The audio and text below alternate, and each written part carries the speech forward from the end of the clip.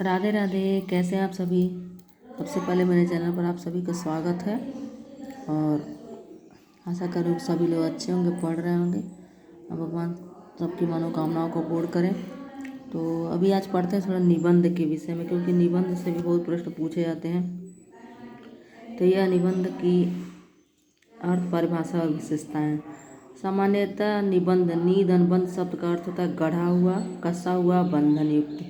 संस्कृत में निबंध की व्युत्पत्ति कई प्रकार से की गई है। निबंधातीत निबंध अर्थात जो बांधता है वह निबंध है। एक अन्य व्याख्या के अनुसार जिसमें विचार बंधा या गूंथा जाता है वह निबंध है। निबध्यते अस्मिन् इति अधिकरणे निबंध नाम। दूसरे मतानुसार किसी विषय पर निश्चित रूप से विचारों की श्रृंखला बांधने या संग्रह करने को निबंध कहते हैं। निश्चितार्थेन विषयम अधिकृत्यम बंधनम। संस्कृत में लिखित भोजपत्रों को संवारने, बांधने या सीने की क्रिया को भी निबंध कहते थे। संस्कृत में निबंध शब्द का प्रयोग सूक्ष्म दार्शनिक विश्लेषण के लिए किया जाता था। वह गद्य या पद्य किसी में हो सकता था, इसलिए सरस्वती के संपादन काल तक गद्य या पद्य दोनों में लिखी गई रचनाओं को निबंध कहा जाता था। मतलब पद्य में भी निबंध लिखे जाते थे।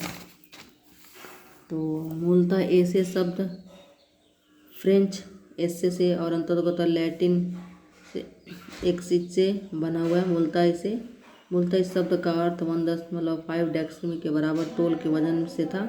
फ्रेंच में उसका अर्थ प्रयास, ट्रायल, कॉन्टेस्ट, अटेम्प्ट हुआ, ऐसे हुआ। और निबंध की परिभाषा अनेक प्रकार से दी गई है। रूप में निबंध साहित्य का जनक फ्रेंच साहित्यकार मार्तिन निबंध में आत्मव्यक्ति को सर्वाधिक महत्व देते हुए कहता है कि अपने निबंधों में मैं स्वयं को चित्रित करता हूँ। यह प्रश्न पूछा हुआ है। मार्तिन जो है मार्तिन है वह जनक हैं यूरोप के निबंध के।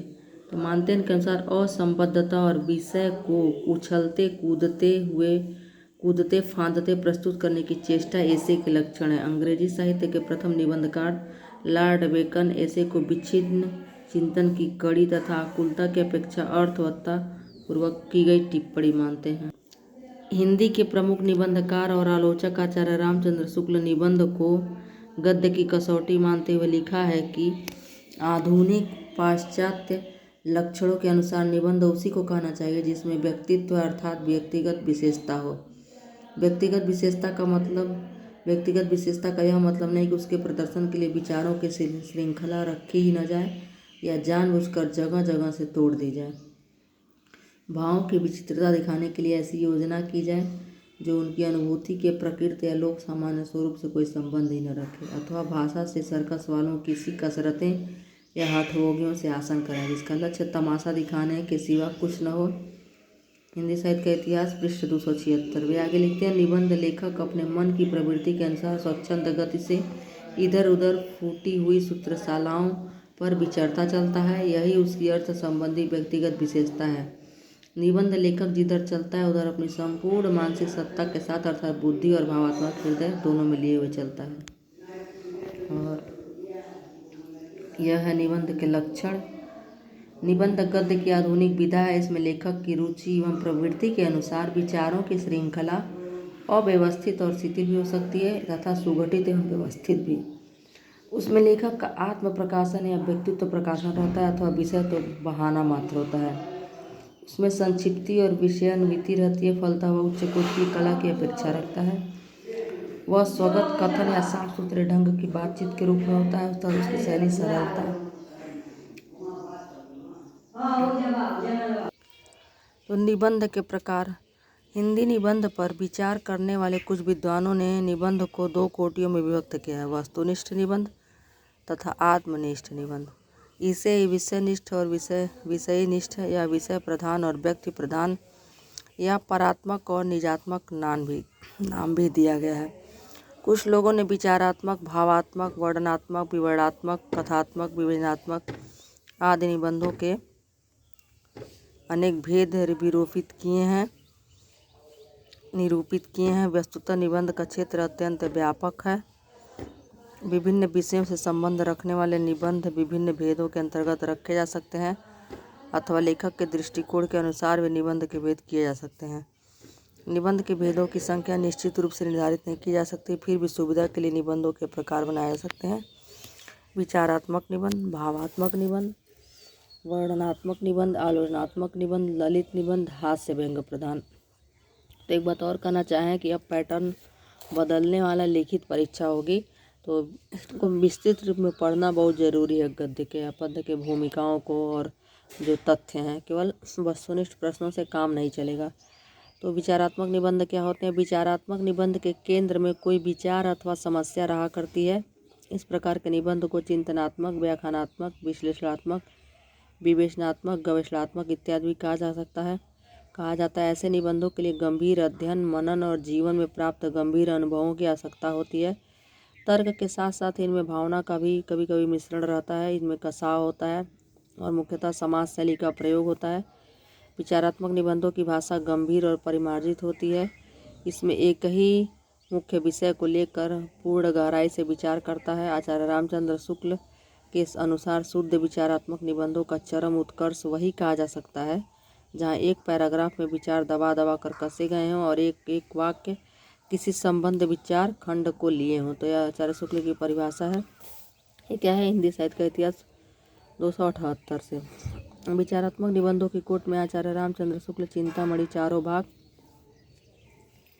डॉक्टर पीताम्बर दत्त बड़तवाल योग प्रवाह, महादेवी वर्मा का श्रृंखला की कड़ियाँ, डॉक्टर वसुदेव शरण अग्रवाल पृथ्वीपुत्र, डॉक्टर नगेंद्र आस्था के चरण, अज्ञेय त्रिशंकु हिंदी साहित्य एक आधुनिक परिदृश्य, भगवत शरण उपाध्याय का सांस्कृतिक निबंध, डॉक्टर हजारी प्रसाद द्विवेदी का विचार और वितर्क, विचार प्रवाह, डॉक्टर रामविलास शर्मा का विराम चिन्ह आदि निबंध रखे जाते हैं। तो ये जितने भी निबंध हैं सब विचारात्मक निबंध हैं, तो इस पर ध्यान दें और नोट कर लें।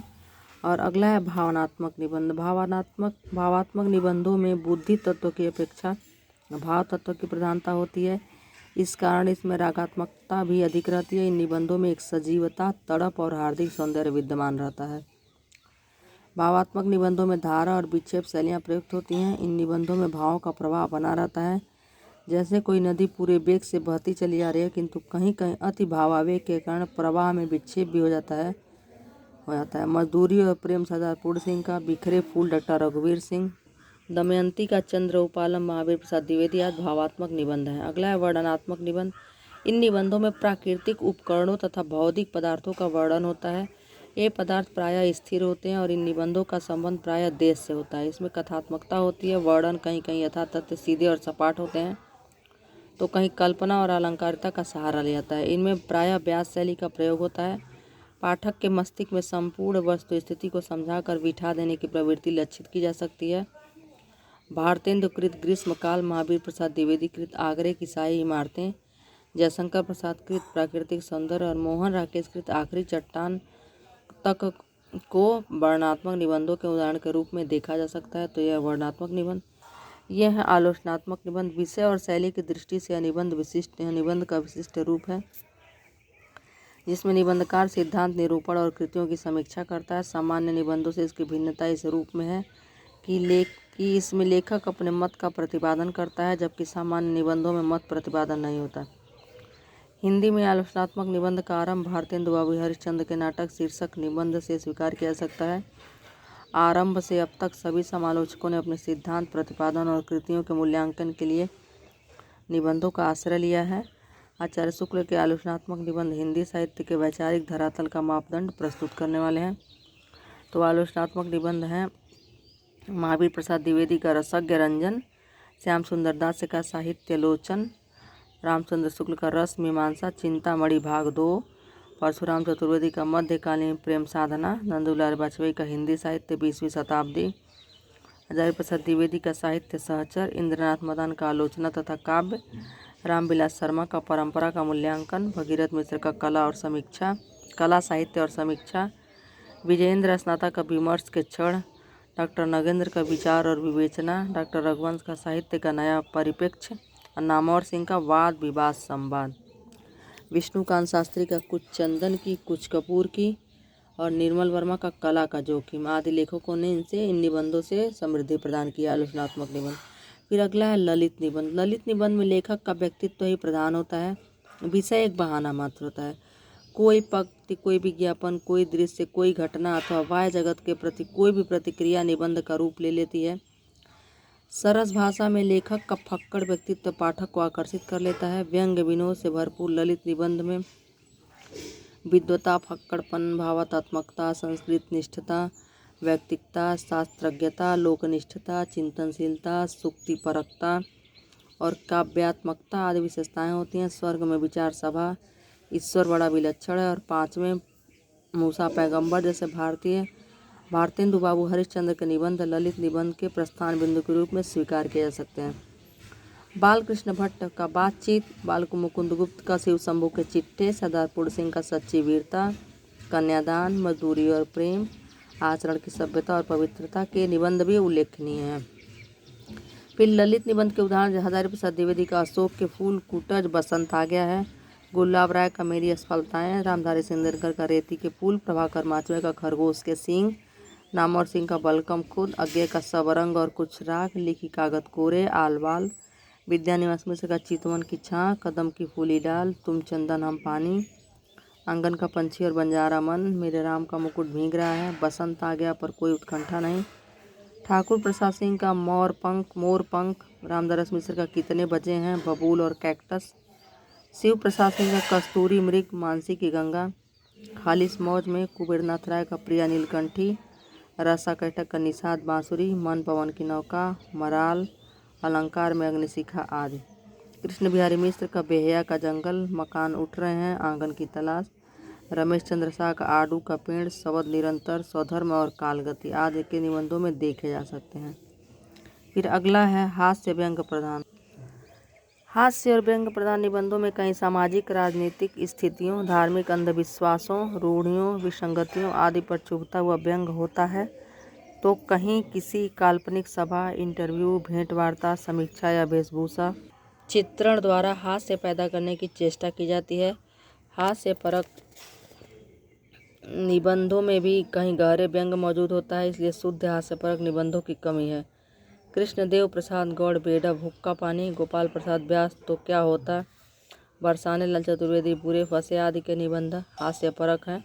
तो नामवर सिंह का वेलकम खुद, प्रभाकर माचवे खरगोश के सिंह, अमृत राय का बतरस, हरिशंकर प्रसाद का जैसे उनके दिन फिरे और सदाचार की ताबीज, वैष्णव की फिसलन, विकलांग श्रद्धा का दौर, तुलसीदास चंदन घिसे, आवारा भीड़ के खतरे के निबंधों में हास्य के साथ साथ तीखा व्यंग्य भी है। तो हरिशंकर प्रसाद तो हास्य व्यंग्यकार निबंध माने ही जाते हैं। तो यह थे निबंधों के प्रकार और यह हिंदी निबंध उद्भव और विकास। तो यूरोप में ही नितांत आधुनिक यूरोप में निबंध कला के जन्म का श्रेय फ्रांस को है और मानते नहीं इसके जनक माने गए हैं, पहले ही मैंने बताया। और ये है निबंध के युग। भारतेंदु युग 1875 से 1900, द्विवेदी युग 1919 से 20, शुक्ल युग 1920 से 1940 और शुक्लोत्तर युग 1940 से अब तक चल रहा है निबंध का युग। तो यहाँ भारतेंदु युग में सन 1873 में हरिश्चंद्र मैगजीन, जिसका नाम 8 संख्याओं के उपरांत हरिश्चंद्र चंद्रिका हो गया, के प्रकाशन के बाद भारतेंदु हरिश्चंद्र के गद्यकार व्यक्तित्व की आभा भी फैली। सन 1868 में कवि वचन सुधा का प्रकाशन हो चुका था, जिसमें पुराने चाल की कविताएं छपा करती थीं। अभी प्रश्न बहुत बार पूछा गया है और छपा करती थी और बाद में लेख भी छपने लगे थे, लेकिन हरिश्चंद्र मैगजीन व हरिश्चंद्र चंद्रिका का फलक व्यापक हो गया। उसमें धर्म, राजनीति, भाषा, कला आदि पर लेख छपने लगे। चंद्रिका के संपादन मंडल में ईश्वर चंद्र विद्यासागर बंगाल के, दामोदर शास्त्री बिहार के तथा राधा कृष्ण लाहौर आदि के नाम इस व्यापकता का परिचय देते हैं। भारतेंदु ने विभिन्न ऐतिहासिक घटनाओं का मूल्यांकन कालचक्र में दर्ज किया था। हिंदी नए चाल में ढली सन 1873, जो कि TGT में पूछा हुआ था। तो यह है भारतेंदु युग के पूर्व जो हैं राजा लक्ष्मण सिंह और शिव प्रताप सितारे हिंद टकसाली गद्य की रचना कर चुके थे। तो हम देख सकते हैं भारतेंदु के प्रमुख निबंधकार हरिश्चंद्र बालकृष्ण भट्ट, भारतेंदु हरिश्चंद्र बालकृष्ण भट्ट, प्रताप नारायण मिश्र, बद्रीनाथ चौधरी, प्रेम घन है। बहुत बार पूछता भी है कि भारतेंदु मंडल के कितने लोग हैं। इनके अतिरिक्त लाला श्रीनिवास दास, ठाकुर जगमोहन सिंह, राधाचरण गोस्वामी, अंबिका दत्त व्यास, पंडित मोहनलाल विष्णुलाल पांड्या और काशीनाथ खत्री आदि लेखक भी हैं। और पुरस्कर्ता के रूप में भारतेंदु हरिश्चंद्र को स्वीकार किया गया है। और इनके निबंध है स्वर्ग में विचार सभा, ईश्वर बड़ा विलक्षण है, पांचवें पैगंबर, मूसा जैसी गद्य रचनाएं, ललित निबंध की कोट में आएंगी। तो भारतवर्ष उन्नति कैसे हो सकती है और जातीय संगीत जैसी रचनाएं। और जातीय संगीत पूछा हुआ था इसके पहले किसी परीक्षा में। जैसी रचनाएं विचारात्मक निबंध की कोटि में है। भ्रूण हत्या जैसे लेख में उनका समाज सुधारक व्यक्तित्व मुखरित हुआ है। भारतेंदु ने पुरातत्व, इतिहास, धर्म और कला, भाषा एवं साहित्य सभी विषयों पर लेखनी चलाई है। यात्रा वर्णन तथा ऋतु वर्णन निबंधों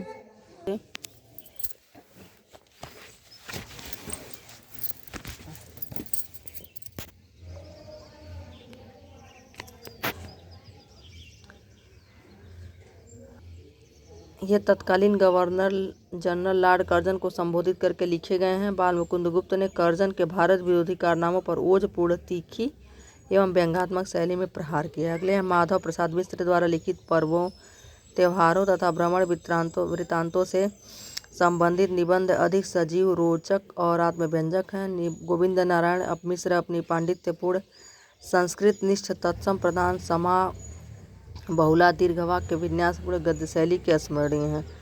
डॉक्टर श्याम सुंदर दास हिंदी के उत्कृष्ट निबंध लेखकों में से हैं। आपके निबंध विचारात्मक हैं, उनमें साहित्य, कला और मानव जीवन के विविध अंगों की बहुत मार्मिक विवेचना की गई है। साहित्यालोचन आपका साहित्य शास्त्र संबंधी निबंधों का उत्कृष्ट संग्रह है। डॉक्टर श्याम सुंदर दास हिंदी के उत्कृष्ट निबंध लेखकों में हैं।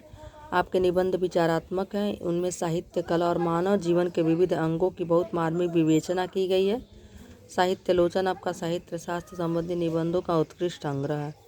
पद्म सिंह शर्मा तुलनात्मक आलोचना के लिए प्रसिद्ध हैं। निबंधों में उन्होंने प्रायः इस पद्धति को अपनाया है। उनके निबंधों में पांडित्य एवं विनोद का सुंदर समन्वय देखने को मिलता है। सरदार पूर्ण सिंह की गणना द्विवेदी युग के श्रेष्ठ निबंधकारों में होती है। व्यक्तिगत जीवन में खेती, साहित्य, रसायन और अध्यात्म का समन्वय करने वाले और स्वामी राम तीर्थ के निकट साहचर्य ने उनके दृष्टिकोण को व्यापक और उदार बना दिया। आत्मव्यंजक निबंधकार अध्यापक पूर्ण सिंह ने मात्र 6 निबंध लिखकर आलोचकों का ध्यान आकृष्ट कर लिया है। सच्ची वीरता, कन्यादान, पवित्रता, आचरण की सभ्यता, मजदूरी और प्रेम तथा अमेरिका का मस्त जोगी वाल्ट व्हिटमैन। इन निबंधों की सबसे बड़ी विशेषता है भावोच्छलता और तथा तन्मयता। इन्होंने अपने निबंधों में चित्रोपम वर्णन, भाव अभिव्यक्ति, विचार गांभीर्य एवं भाषा की ओजस्विता पर विशेष ध्यान दिया है। इनकी भावोच्छलता को भाषा की लाक्षणिकता और मूर्तिमत्ता सादसी सी नजर आती है। अपनी भाषा शैली से पूर्ण सिंह सरस्वती के लेखक मंडल में एकदम अलग पहचान रखते हैं। आचार्य शुक्ल लिखते हैं कि उनमें विचारों और भावों को एक अनूठे ढंग से मिश्रित करने वाली एक नई शैली मिलती है। उनकी लाक्षणिकता हिंदी गद्य साहित्य में एक नई चीज़ थी। भाषा की बहुत कुछ उड़ान, उसकी बहुत कुछ शक्ति लाक्षणिकता में देखी जाती है। भाषा और भाव की एक नई विभूति उन्होंने सामने रखी।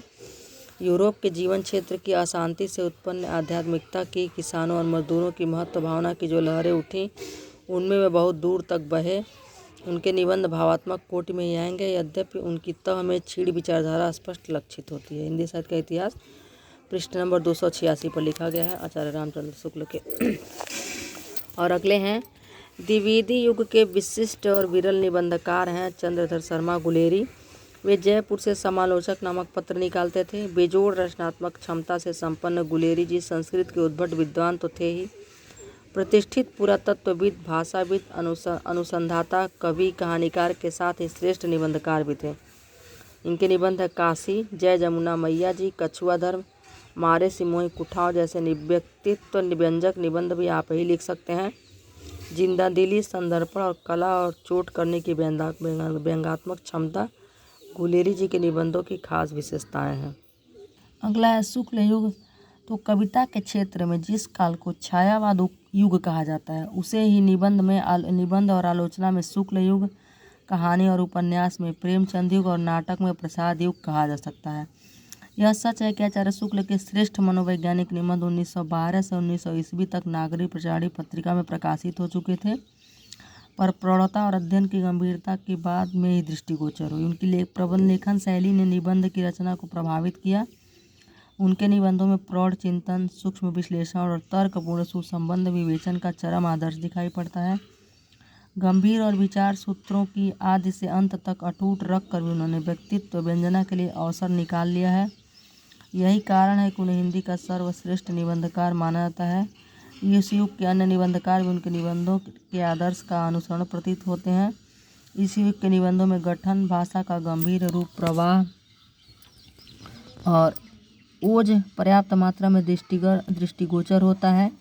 इस युग के निबंधकारों में आचार्य शुक्ल के अतिरिक्त गुलाब राय, पद्मलाल पुन्नालाल बख्शी, पीताम्बर दत्त बर्थवाल, जयशंकर प्रसाद, सूर्यकांत त्रिपाठी निराला, महादेवी वर्मा, चतुरसेन शास्त्री, राय कृष्णदास, श्री वियोगी हरि, डॉक्टर रघुवीर सिंह, श्री शांति द्विवेदी एवं महापंडित राहुल संकृत्यायन प्रमुख हैं। आचार्य रामचंद्र शुक्ल के प्रारंभिक निबंधों में साहित्य, भाषा की शक्ति, उपन्यास, भारतेंदु हरिश्चंद्र और हिंदी तथा मित्रता आदि प्रमुख हैं। उनके प्रौढ़ावस्था के निबंध विषय की दृष्टि से दो तरह के हैं। भाव मनोविज्ञानों संबंधी जैसे उत्साह, श्रद्धा, भक्ति, करुणा, ईर्ष्या, क्रोध आदि, और दूसरे आलोचना के सैद्धांतिक और व्यवहारिक रूप को लेकर जैसे कविता क्या है, काव्य में लोक मंगल की साधनावस्था, मानस की धर्मभूमि आदि। स्पष्टतः ये विषय अपनी प्रकृति में पूर्णतः वैदुषिक हैं, चाहे मनोविज्ञान के क्षेत्र से हो या साहित्य चिंतन के क्षेत्र से। ऐसे विषयों पर ललित शैली में निबंध लेखन निश्चय कठिन है।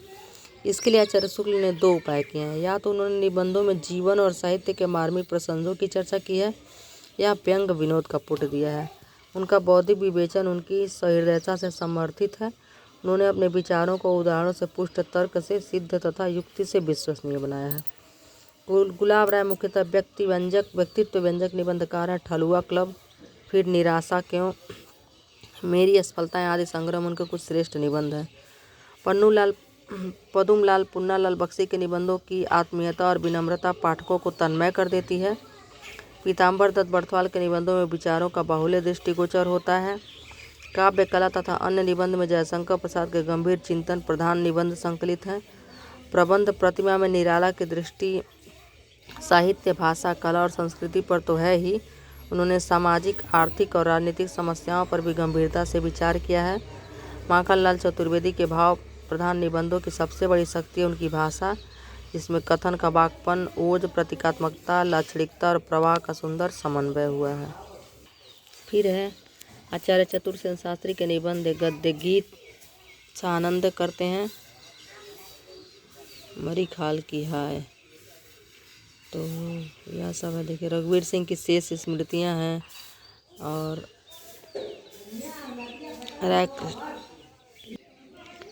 अंतस्थल में भी आपका महत्वपूर्ण निबंध संग्रह है। राय कृष्णदास भावात्मक निबंधकार हैं। इन्हें नवीन शैली का उद्भावक माना जाता है। इन्होंने अपने निबंधों में वार्तालाप शैली को महत्व दिया। साधना, संलाप, प्रवाल, छायापति आदि में इनके निबंध संग्रहित हैं। वियोगी हरि के तरंगड़ी, अंतरनाथ, पगली आदि निबंध संग्रह में हास्य व्यंग का अच्छा पुट मिलता है। रघुवीर सिंह की शेष स्मृतियाँ ऐतिहासिक आधार पर है। शांति द्विवेदी ने निजी जीवन और व्यक्तिगत समस्याओं पर निबंध लिखने के अतिरिक्त कवि और काव्य, साहित्यिक प्रवृत्ति, आलोचनात्मक निबंध संग्रहों में भी भावुकता और आत्मीयता का परिचय दिया है। शिवपूजन साय भाषा के जादूगर के रूप में ख्यात है। उनकी मस्ती और जिंदादिली उनके व्यक्तिगत निबंधों में फूटी सी पड़ती है। कुछ शीर्षक निबंध संग्रह में उन्होंने तुच्छ से तुच्छ विषय को अपनी रोचक शैली से मोहक बना दिया है। बेचन शर्मा उक्र के अधिकतम निबंध भावात्मक हैं। बुढ़ापा, गाली आदि उनके निबंधों में उन्होंने सामाजिक और आर्थिक विषमताओं का भावपूर्ण शैली में प्रतिपादन किया है। राहुल संकृत्यायन ने निबंधों में भाषा और साहित्य से जुड़े संदर्भों पर गहराई और तार्किकता के साथ विचार किया है। यद्यपि इस युग में पर्याप्त मात्रा में निबंधों की रचना हुई, लेकिन ललित निबंधों के क्षेत्र में न तो उल्लेखनीय उपलब्धि हासिल हुई, न कोई मापदंड निर्धारित हुआ। इस काल के निबंध साहित्य के संदर्भ में आचार्य रामचंद्र शुक्ल ने ठीक ही लिखा है। अर्थ, वैचित्र्य और भाषा शैली का नूतन विकास जैसा कहानियों के भीतर प्रकट हुआ है, वैसा निबंध के क्षेत्र में देखने में नहीं आ रहा है। हिंदी साहित्य का इतिहास, पृष्ठ संख्या 304 पे। उसके बाद से आता है शुक्लोत्तर निबंध। इसमें है सक्रिय भूमिका में doctor Sampurnanand, doctor Ram Prasad Tripathi, doctor Dhirendra Verma, doctor Vasudev शरण अग्रवाल, डॉक्टर राजवली पांडे तथा परशुराम चतुर्वेदी। प्रभृत निबंधकारों ने संस्कृति, साहित्य, कला, धर्म, दर्शन, शिक्षा आदि विषयों पर गंभीर और विचारपूर्ण निबंध लिखे हैं। हरिवंश राय बच्चन के निबंधों में नए पुराने झरोखे, टूटी छोटी कड़ियाँ में उनके जीवन, संघर्ष और सृजन संदर्भ मुखरित हुआ है। सद्गुण शरण अवस्थी के निबंधों में बुद्धि तरंग, विचार तरंग और साहित्य तरंग में विश्लेषणात्मक निबंध की प्रधानता है। श्री राम वृक्ष बेनूर के ललित निबंधों गेहूँ और गुलाब, बंदेवाड़ी विनायकों में उनकी भावक्षमता देखते ही बनती है। श्री इलाचंद्र जोशी के विचारात्मक निबंधों विवेचना, विश्लेषण, साहित्य चिंतन तथा देखा परखा में गंभीर चिंतन, विवेचन और विश्लेषण दर्शनीय तथा कथा साहित्य की तरह ही यशपाल ने अपने निबंधों में न्याय का संघर्ष, बात बात में बात और देखा सोचा समझा आदि में गंभीर और तीखे व्यंग्य शैली में सामाजिक रूढ़ियों पर प्रहार किया है। जैनेन्द्र ने अपने निबंधों प्रस्तुत प्रश्न, जड़ की बात, साहित्य का श्रेय और प्रेय, सोच विचार, इतस्ततः और परिप्रेक्ष्य आदि में जीवन के सभी प्रश्नों पर अपने ढंग से सोचा और समझा और लिखा है। भदंत आनंद कौशलायन अपने संस्मरणात्मक निबंधों जो भूल न सका तथा रेल का टिकट के लिए प्रसिद्ध हैं। डॉक्टर विनय मोहन, पंडित नंदुलाल वाजपेयी, पंडित विश्वनाथ प्रसाद मिश्र तथा इंद्रनाथ मदान मुख्यतः आलोचक हैं। आप सभी लोगों ने विचारात्मक निबंध अधिक लिखे हैं। कन्हैयालाल मिश्र प्रभाकर के नई पीढ़ी के नए विचार, जिंदगी मुस्कराई, माटी हो गई सोना, महके आंगन चहके द्वार, छड़ बोले है बाले छप गया गलती से, छड़ बोले कड़ मुस्काए, जिए तो ऐसे जिए, अनुशासन की राह में जिंदगी लहलहाई आदि निबंध संग्रह में जीवन को नया संस्कार देने की उत्कट कामना दिखाई देती है। और इस युग के श्रेष्ठ निबंधकार हैं शुक्लोत्तर युग के आचार्य हजारी प्रसाद द्विवेदी। निबंधों में उनका व्यक्तित्व बोलता है, वह व्यक्तित्व जो पांडित्य से पूर्ण और सहजता से युक्त है, जिसमें आचार्य की गंभीरता है तो फकड़ाना मस्ती भी, जो लचीला और विकासमान है। भारतीय संस्कृति के अमर गायक द्विवेदी जी के निबंधों में कोई भी पुष्प, पौधा, पशु या पक्षी माध्यम के रूप में सामने रहता है और आपका व्यक्तित्व पाठक के मन मानस पर छाकर उसे मोहित कर लेता है। अशोक के फूल, कल्पलता, विचार और वितर्क, विचार प्रवाह, कुटज, साहित्य सहचर और अशोक पर्व में आपके विचारात्मक ललित निबंध संग्रहित हैं। आचार्य द्विवेदी के निबंधों में विचार और लालित्य के साथ ही शास्त्र और लोक का प्रीतिकार संतुलन दिखाई पड़ता है। इनके ललित निबंधों में सांस्कृतिक विरासत के साथ ही नवीन जीवन बोध, उत्कट जिजीविषा और नई सामाजिक समस्याओं के बीच पाने की ललक सर्वत्र दिखाई पड़ती है। महादेवी वर्मा के निबंधों में उनके विचार भाव की सीमा रेखाएं स्थित हैं कि वे किसी न किसी समस्या पर प्रकाश डालते हैं। महादेवी वर्मा के विवेचनात्मक ग्रंथ श्रृंखला की कड़ियाँ, छड़दा, साहित्यकार की आस्था जैसे निबंध संग्रहों के माध्यम से महादेवी ने हिंदी गद्य को नई गरिमा प्रदान की। अज्ञे ने के निबंधों में अनुभूति और वैचारिक विश्लेषण मिलता है। त्रिशंकु, आत्मनेपथ, लिखी कागत कोरे, धार और किनारे, कहाँ है द्वारिका, छाया का जंगल, स्मृति छंदा आदि महत्वपूर्ण निबंध संग्रह हैं। डॉक्टर रामविलास शर्मा, विश्वंभर मानव, बालकृष्ण राव, भगीरथ मिश्र, विजेंद्र स्नातक, डॉक्टर रघुवंश, विष्णुकांत शास्त्री और नामवर सिंह के निबंध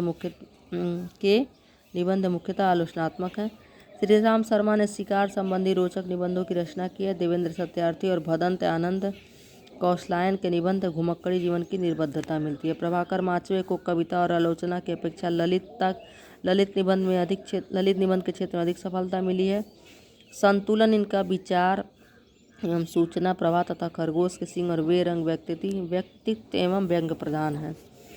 अमृत राय के गंभीर आलोचनात्मक निबंधों के अतिरिक्त रम्या, बतरस, आनंदकम, विजिट इंडिया और बाइस्कोप जैसे ललित निबंध संग्रह भी हैं। उनके निबंधों में उनका प्रभावशाली व्यक्तित्व सहज रूप में अभिव्यक्त हुआ है।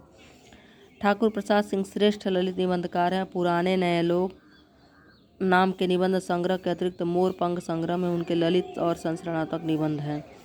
रामदरस मिश्र के ललित निबंधों में कितने बजे हैं तथा बबूल कैक्टस में ग्रामीण संवेदना सुरक्षित है। विद्यानिवास मिश्र आचार्य हजारी प्रसाद द्विवेदी की परंपरा के प्रतिष्ठित ललित निबंधकार हैं। समकालीन जीवनचर्या में परंपरा और आधुनिक विज्ञान और धर्म तथा गांव और नगर के बीच की दूरी को कम करने का प्रयास आपके निबंधों में सहज ही दिखाई देता है। डॉक्टर रामचंद्र तिवारी के शब्दों में उनके व्यक्तित्व में संस्कृत साहित्य के अभिजात रस चेतना, आधुनिक भावबोध एवं लोक जीवन की स्वच्छंद प्राणमयी रसधारा का अद्भुत सामंजस्य है। भारतीय काव्यधारा भावधारा के स्नातक होने के कारण मिश्र जी को उन विचारधाराओं और चिंतन पद्धतियों से बराबर टकराना पड़ा है जो भारतीयता को प्रदूषित करती रही है। मिश्र जी के निबंध इसी टकराहट की उपज हैं।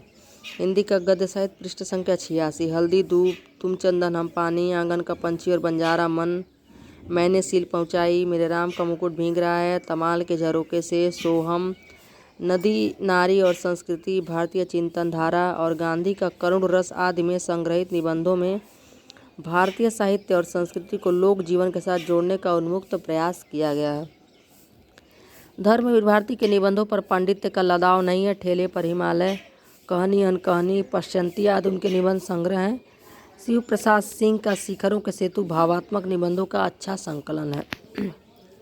विद्यानिवास मिश्र की तरह ही कुबेरनाथ राय भी हजारी प्रसाद द्विवेदी की परंपरा के ललित निबंधकार हैं, लेकिन अंतर यह है कि मिश्र जी द्विवेदी जी के प्रभाव से मुक्त नहीं हैं, जबकि कुबेरनाथ राय उनसे मुक्त होकर नई भावभंगिमा अपनाने के लिए निरंतर प्रयत्नशील दिखते हैं। उन्होंने भारतीय और समाज और संस्कृति के सवालों पर आधुनिक दृष्टि से विचार किया है। प्रिया नीलकंठी, रस आखेटक, गंधमादन, निषाद बांसुरी, मन पवन की नौका, मराल, अंधकार बैंगनी शिखा आदि आपके प्रसिद्ध निबंध संग्रह हैं।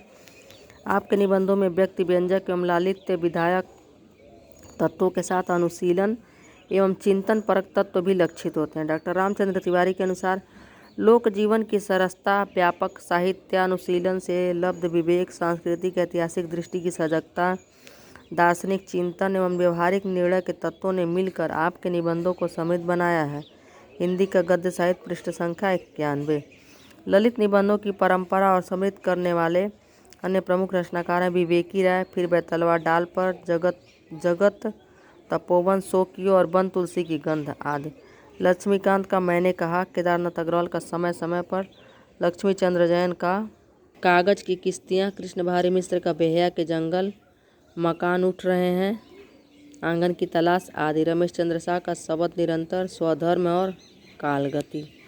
अगले हैं निर्मल वर्मा, आधुनिक के विशिष्ट निबंधकार हैं। पश्चिम तार्किकी अंतर्दृष्टि और भारत की आस्था विश्वास मूलक अंतश्चेतना दोनों से समृद्ध है उनका व्यक्तित्व और इनके निबंध शब्द और स्मृति, कला का जोखिम, ढलान उतरते हुए भारत और यूरोप की प्रतिश्रुति के क्षेत्र, शताब्दी के ढलते वर्षों में और आदि अंत और आरंभ उनके प्रसिद्ध निबंध संग्रह हैं।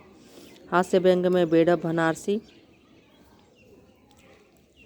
जिन्होंने अपने निबंधों में हुक्का पानी द्वारा इस दिशा में पहल की, फिर भी परोक्ष यद्यपि प्रकट रूप से उनका उद्देश्य हंसी और विनोद का सृजन था, फिर भी परोक्ष रूप से वे राजनीति और समाज की विसंगतियों पर गहरा व्यंग करते हैं।